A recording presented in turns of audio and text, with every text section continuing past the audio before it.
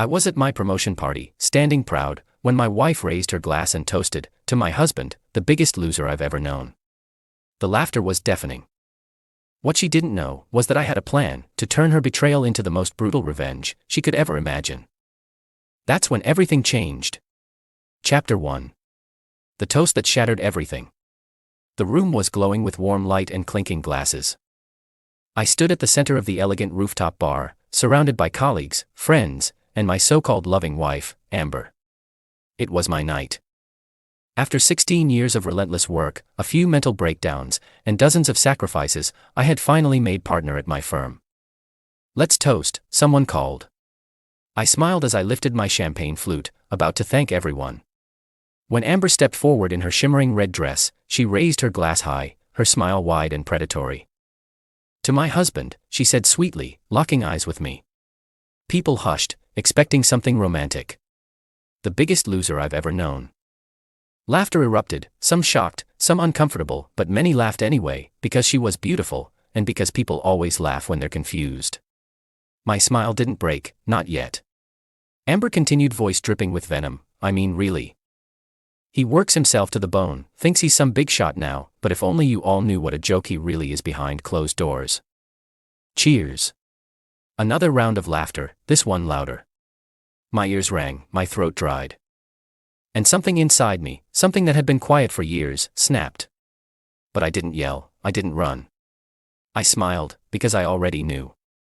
I knew about the affair, the secret apartment she paid for with my money.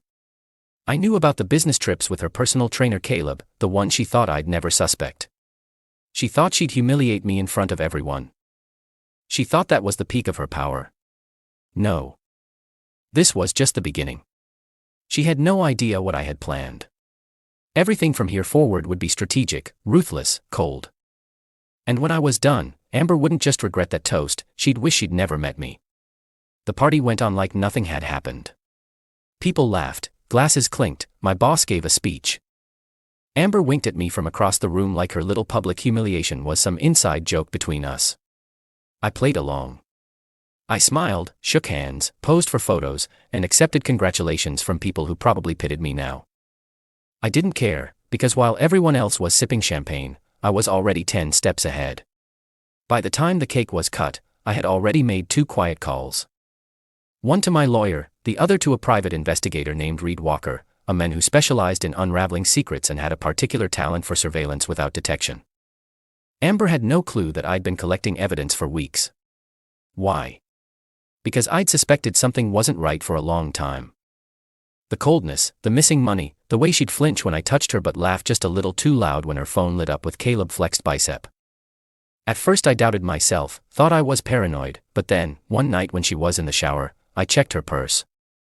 There was a hotel room key. I memorized the number and the location.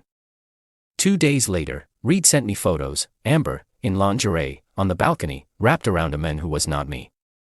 I didn't cry, I didn't rage, I just started planning. Asset protection, documentation, legal traps.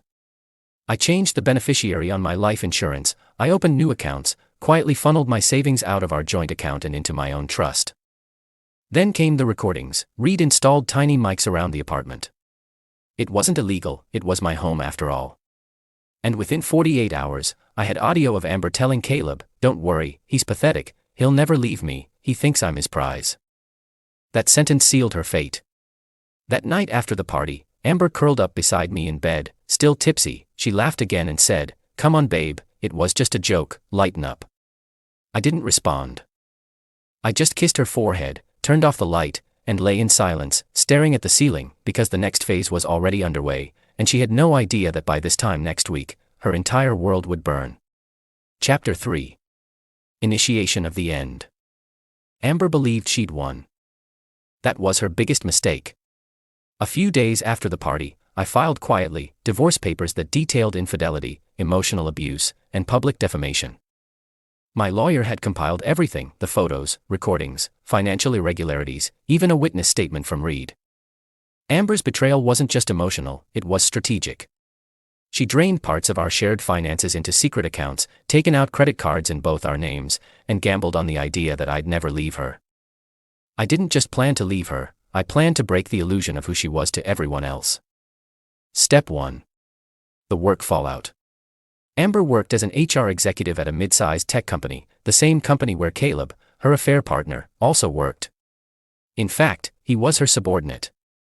I knew her company had a zero-tolerance policy for inter-office relationships without disclosure, so I made an anonymous tip, not emotional, not scandalous, just the facts, with a tidy email packet containing dates, text messages, and photos of them kissing in company attire at a hotel. A week later, both were called into HR. Amber was fired on the spot for abusing her position of power. Caleb, her knight in shining armor, demoted, pending further investigation. She came home fuming, slamming doors, screaming about office politics, and how someone must have had it out for her. I acted concerned, sympathetic, even hugged her, because I wanted her to feel safe, right before the floor collapsed. Step 2. The social implosion. I sent a care package to her mother. Amber was always the golden daughter in her family, successful, charismatic, the one who landed the perfect husband. So I made sure they saw the truth. The same flash drive I'd given my lawyer went to her parents, her siblings, even her childhood best friend. I didn't narrate or accuse. I just included one line. I thought you should know who you're defending. Amber's phone began blowing up with messages she couldn't explain. One by one, her relationships fractured. When her mom showed up at our door with tear-streaked cheeks and screamed, "What have you done? You ruined everything." I didn't step in. I just watched. Because this wasn't revenge for one bad night. It was a reckoning for years of hidden contempt. Step 3. The apartment. While Amber spiraled, I made my quiet exit. The lease. In my name. The furniture? Mine. Her name. Not on a single official document. One night, while she was at her sister's trying to vent, I called a moving crew, changed the locks and cleared out everything I owned. When she returned the next day, all that remained was a folding chair, an empty wine glass, and a white envelope taped to the fridge. Inside, a copy of the filed divorce papers, a zeroed-out joint bank statement, and a handwritten note. You toasted to my failure in front of everyone I know. Now drink to your own. Happy endings are for honest people. Chapter 4. The final scene. Amber didn't take her downfall gracefully. She began calling me non-stop. Messages poured in. We need to talk. I didn't mean it like that. Why are you doing this to me? You're being cruel, John. The irony was suffocating. She had publicly humiliated me, stolen from me, cheated on me, and now I was cruel for refusing to carry her mess. But still, I wasn't finished. I needed her to feel what it was like to be utterly powerless. The fundraiser. A few weeks after our separation, my firm held its annual charity gala. Big event. Black tie. Press sponsors. A-list clients. And guess who I brought as my date? Samantha. Not the rebound type. Not some revenge fling. Samantha was the marketing director from another firm we frequently partnered with. Smart. Gorgeous. Sharp-witted. And unlike Amber, she respected people. Especially me.